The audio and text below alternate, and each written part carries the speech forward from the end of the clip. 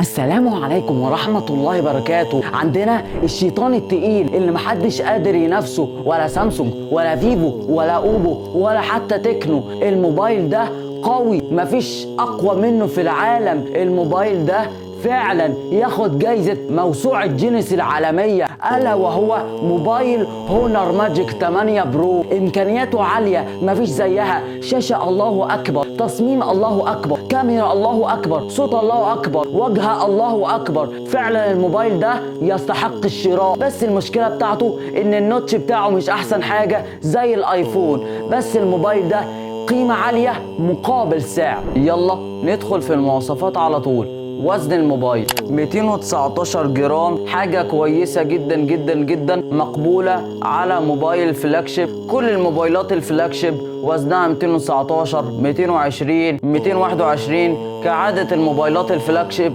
ليه؟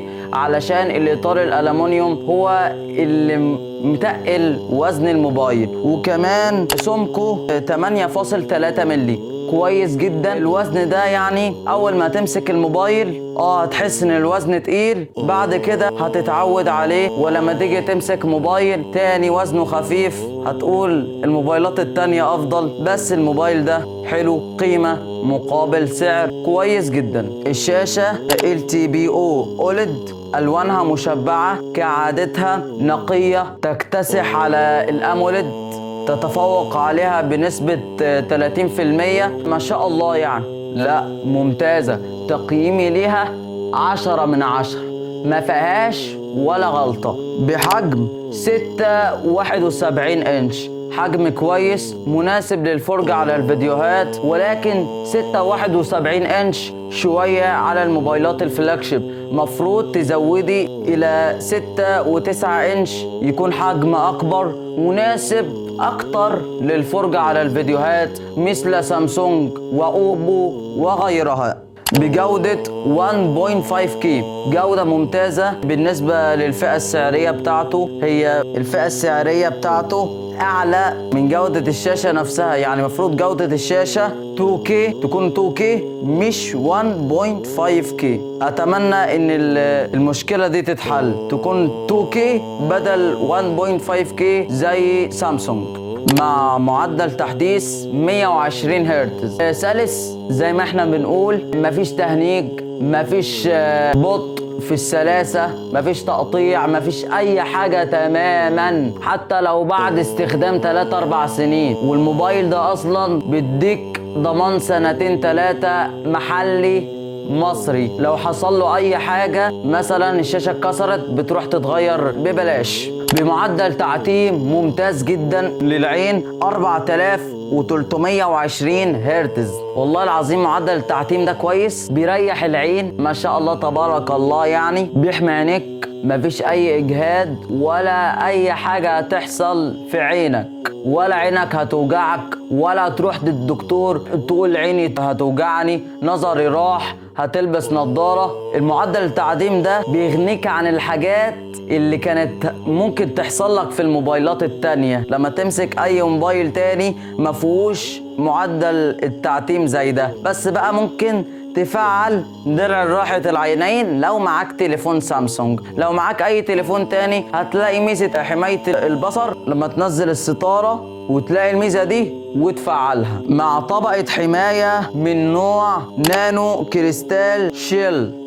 بص، طبقة الحماية دي قوية، وكمان الموبايل أصلا مقاوم للكسر، مش ضد الكسر، لو وقع مش هينكسر كتير، رغم إن الشاشة بتاعته منحنية، بس مش منحنية قوي، منحنية بشكل بسيط. بس اكيد الشاشات المنحنية بتتكسر بشكل اكبر، بس مع طبقة الحماية القوية دي مش هيتكسر كتير. بس اي موبايل بيتكسر، هتقول مفيش طبقة حماية، لازم نحط لها طبقة حماية زي ما انا قلت في الفيديو اللي فات، مع سطوع يصل الى 6000 شمعة فعلي، 1800 شمعة. 6000 شمعة لما تقعد تحت الشمس، السطوع هيعلى تدريجيا لحد 6000 نتس فعلي. بقى لو انت في الشارع بقى مفيش شمسة، قاعد في البيت فبيكون السطوع الفعلي بتاعه 1800 شمعة. بس ما تعليش قوي عشان عينيك ما توجعكش، علي بس للتجربة، لكن مش تعليها على المدى الطويل عشان عينك ما توجعكش. انا خايف ان عينيك توجعك، فبقولك ما تعليش السطوع خالص. ندخل على الكاميرا الأساسية الأولى بدقة 50 ميجا بكسل. صورة حلوة ممتازة، ما فيهاش أي خلل أو أي مشاكل في الصورة ممتازة، ما فيهاش أي حدة. الصورة طالعة جميلة منورة، يعني حاجة الله أكبر. تصور الصورة تلاقي الصورة طالعة ممتازة، مع تحسين الذكاء الاصطناعي بيطلعها ممتازة جدا. يعني الموبايل ده يعتمد عليه في الكاميرات، وبالذات في الوضع الليلي بيبقى طالع ممتاز جدا جدا جدا. ودايناميك الرينج بتاعه كويس قوي، ممتاز. تقييمي للصورة يعني الكاميرا نفسها 10 من 10. الكاميرا التانية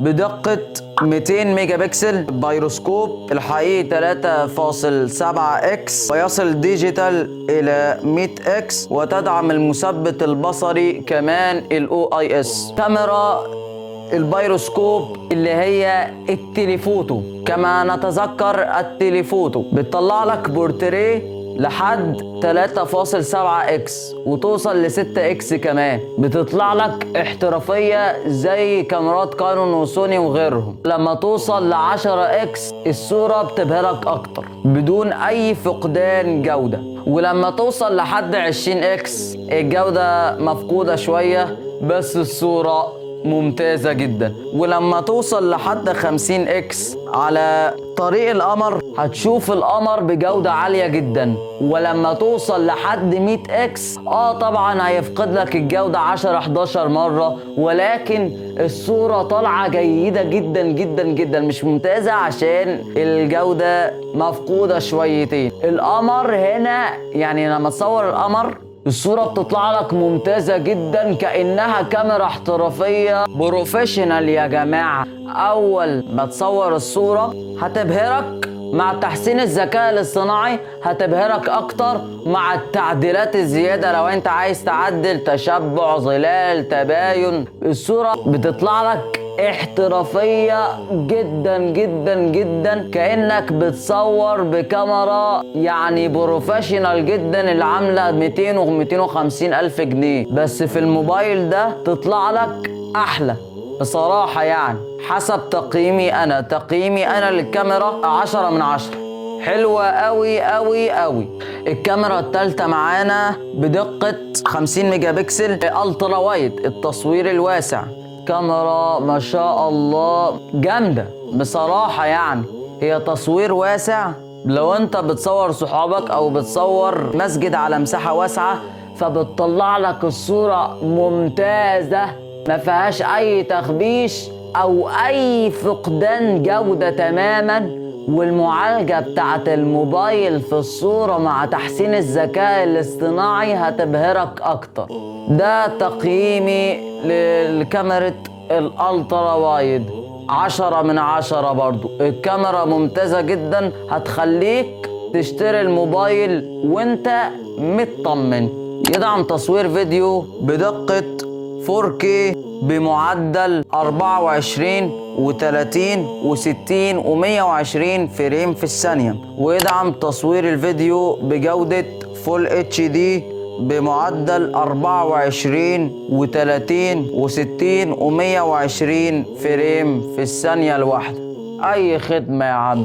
الموبايل ده يعني بيديلك تصوير فيديو ممتاز جدا جدا جدا على الفئة السعرية بتاعته، اللي هي ما يقارب 65 و 64 ألف جنيه. بس السعر ده مش حقيقي، هقولك السعر في الآخر.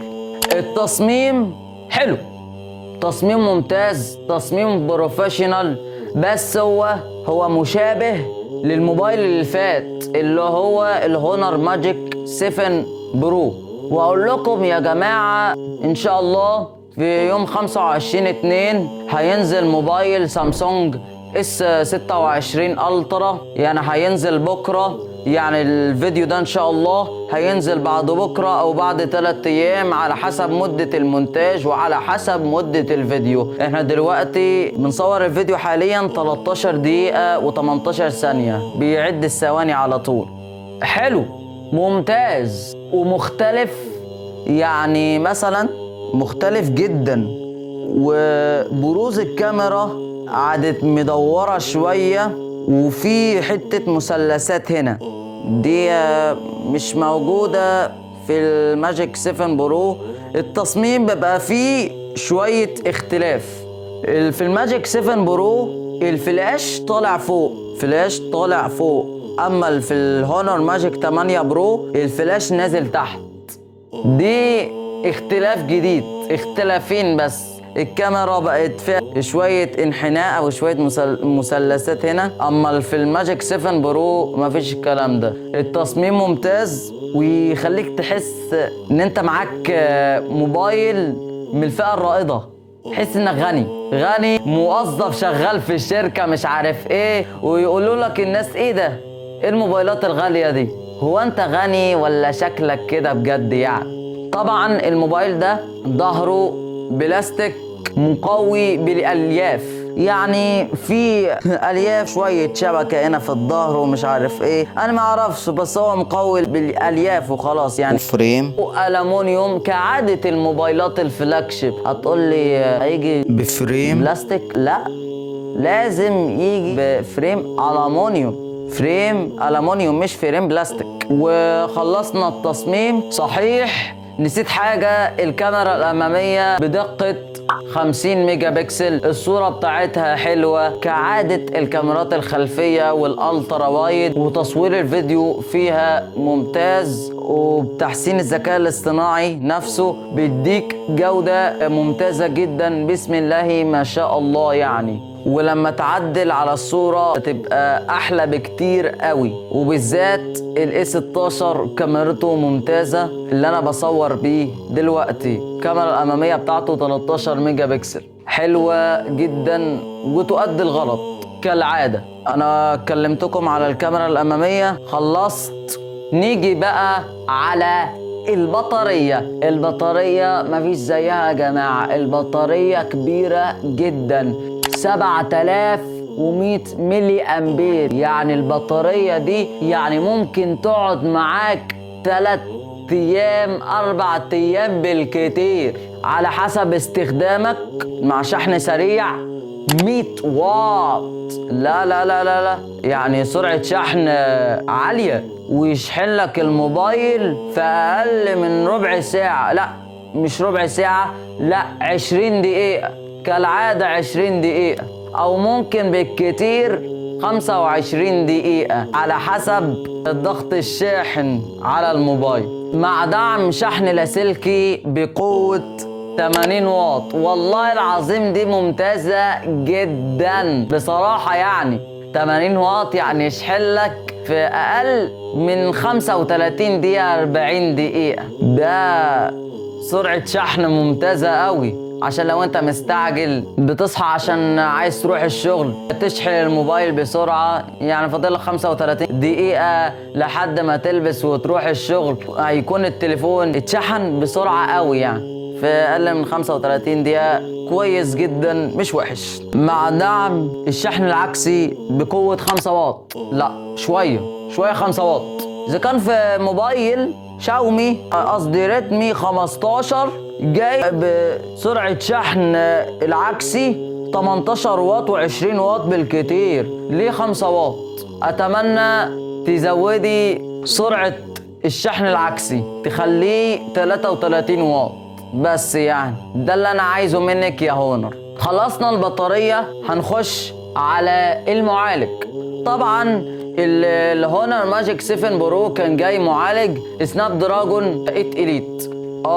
ايوه المعالج ده سفاح وقتها، الاداء غير عادي، في الالعاب ما بيهنكش، في التصفح ما بيهنكش، في الاستخدام اليومي ما بيهنكش، في المونتاج ممكن، بس في المونتاج في الحقيقة يعني ما بيهنكش برضه. مش زي الهيليو جي 99. ده انا قاعد بمنتج على التليفون بيهنج اقسم بالله.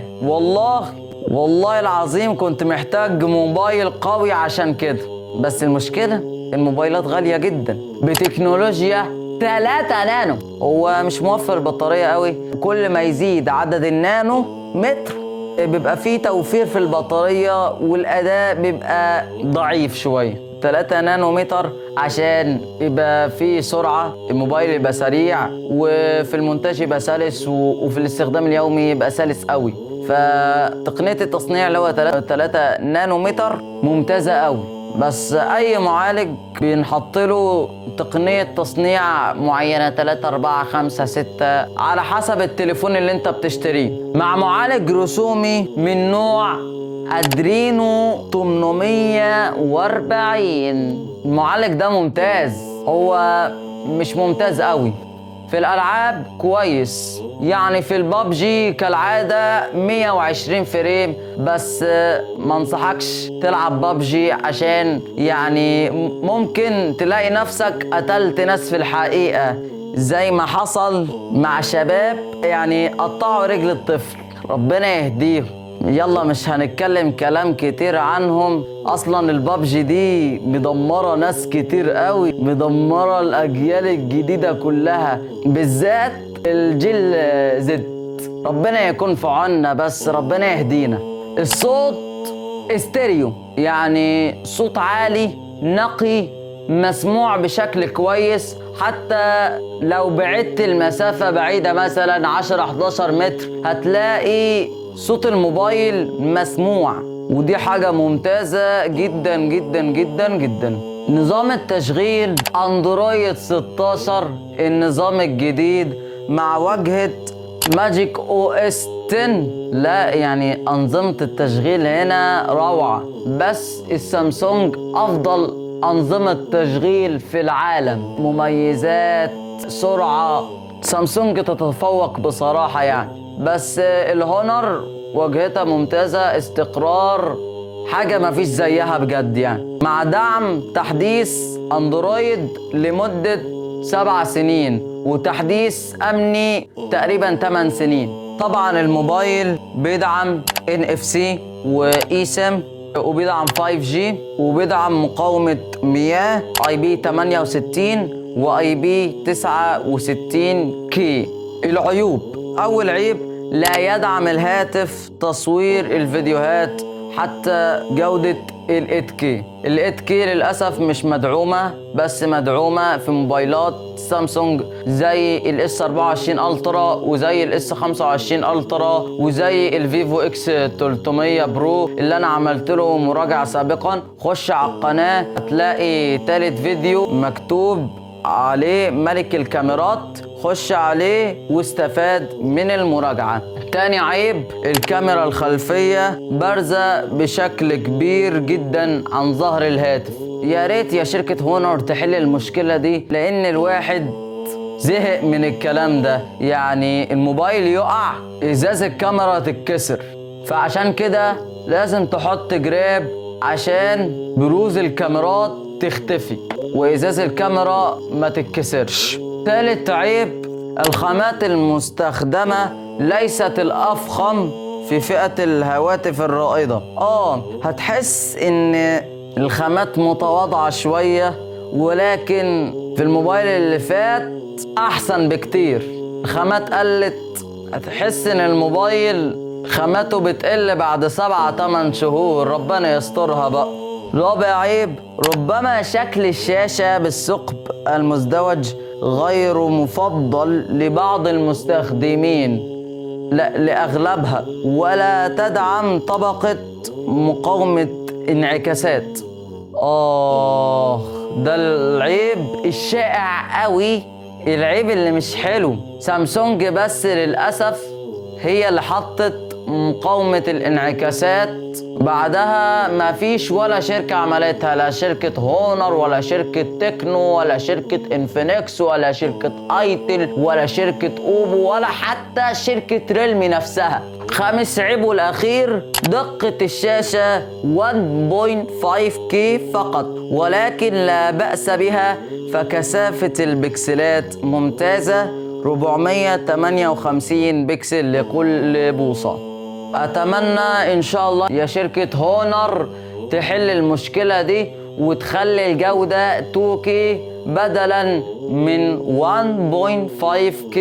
مميزات الموبايل ده: المعالج سناب دراجون 8 إليت جين 5 وتحديثات 7 سنين، وكاميرات ممتازة سواء الأمامية أو الخلفية، وبطارية كبيرة جدا تصمد ل4 أيام، وسماعات ستيريو عالية جدا، ومقاومة الماء والغبار IP68 وIP69K، ومستشعر حقيقي للتعرف على الوجه خلال الظلام التام مع مستشعر بصمة صاروخي الترا سونيك. سعر الموبايل: النسخة الوحيدة 512 جيجا مع 12 جيجا رام، سعرها 66,000 جنيه. السعر ده غالي للأسف، يعني مفروض الموبايل يرخص، يعني مفروض ينزل لغاية 48,000 جنيه عشان الخامة وشوية الحاجات اللي فيه، لأنه ما يستاهلش 66,000 جنيه خالص، يا 48,000 يا 55,000. يا ريت يا شركة هونر تنزلي الأسعار شوية عشان الناس بالها مش طويل عشان تروح تشتري تليفون ب66,000 جنيه. ده أغلب الناس غلابة مش معاهم فلوس عشان يروحوا يجيبوا موبايل ب66,000 جنيه، ولا حتى مش معاه فلوس أنا كمان. تخيلي يا شركة هونر نزلي لحد 48,000 جنيه. ده الطلبية اللي أنا بقولك عليها وبس، مش عايز أكتر من كده يا شركة هونر، وصلوا على النبي.